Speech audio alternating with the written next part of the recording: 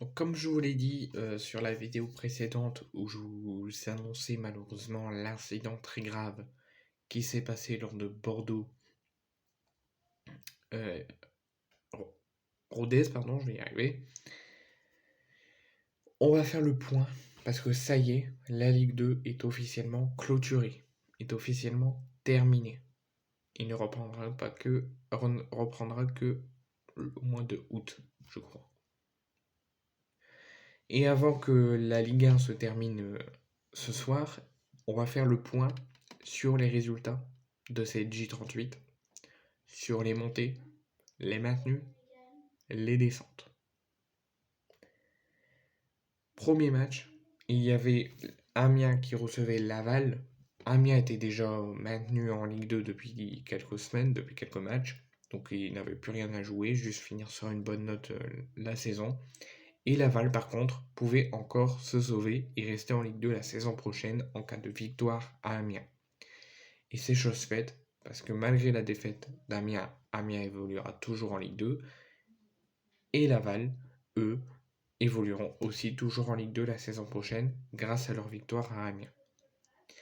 Ensuite, il y a eu donc la rencontre où je vous ai fait une vidéo juste avant, entre Bordeaux et Rodez. Rodez joue le maintien, et s'ils gagnent, ils sont maintenus. Et Bordeaux, en cas de victoire, selon les résultats des autres équipes, pouvaient eux aussi officiellement rester en Ligue 1. Monter en Ligue 1 plutôt. Comme le match a été interrompu définitivement suite à l'agression d'un supporter auprès d'un joueur de Rodez, la Ligue de football professionnel étudiera cet incident lundi, donc on en saura plus lundi, sur le résultat définitif. Le joueur de Rodez souffre d'une commotion cérébrale, donc on en saura plus lundi. Troisième match entre Grenoble et Guingamp, sans enjeu particulier, juste de finir sur une bonne note la saison. Grenoble et Guingamp évolueront toujours en Ligue 2 la saison prochaine. Et Guingamp finit sur une bonne note la saison en s'imposant 2 buts à 0 à Grenoble. Et Grenoble, par contre, eux, finissent sur une mauvaise note la saison à domicile. Ensuite, il y a eu le match entre Le Havre et Dijon, où le match, il restait 1 minute de jeu avant la fin du match, a été interrompu pendant une bonne dizaine de minutes, même une quinzaine de minutes, puisque les supporters du Havre, 1 minute avant, ont envahi le terrain alors que le match n'est pas encore terminé. Donc le Havre s'est imposé 1 but à 0 contre Dijon, et après des semaines d'attente où ils avaient la possibilité de valider leur montée, ça y est, c'est fait. Ils sont officiellement titrés en Ligue 2, ils sont champions de France de Ligue 2, et ils sont officiellement promus en Ligue 1 la saison prochaine. Ensuite, il y a eu un autre match entre Metz et Bastia. Donc Bastia, eux, ils avaient rien à jouer, pas d'enjeu, ils étaient sûrs de jouer toujours en Ligue 2 la saison prochaine, juste de finir sur une bonne note. Et Metz, eux, selon les résultats des autres équipes, pouvaient valider leur montée en Ligue 1. À 99,9%, Metz est en Ligue 1. Mais suite au match interrompu entre Bordeaux et entre Bordeaux et Rodez, Metz valide à 99,9% sa montée, mais devra attendre lundi pour l'officialiser. Mais Metz finit sur une bonne note en s'imposant 3 buts à 2 contre Bastia. Nouveau match où il y a encore eu de l'interruption dans ce match, mais très brièvement, 5-10 minutes après le match a repris suite à des jets de fumigène dans la pelouse, alors que les supporters étaient en dehors. Nîmes, qui n'a plus rien à jouer parce que depuis quelques matchs, ils sont officiellement relégués en national.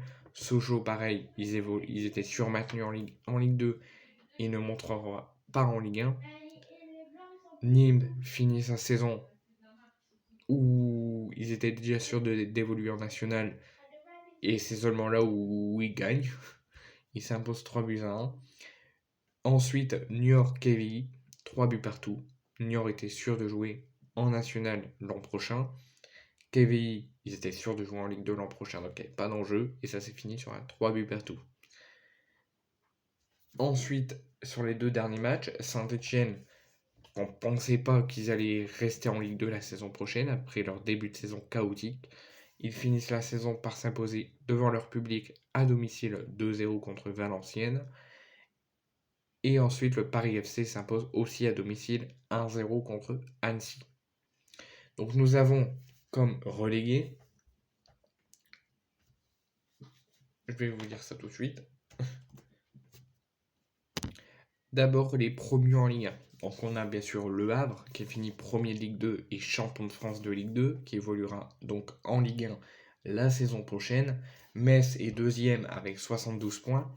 Pour l'instant, ils sont promus en Ligue 1 suite à leur victoire face à Bastia et suite à leur deuxième place actuellement.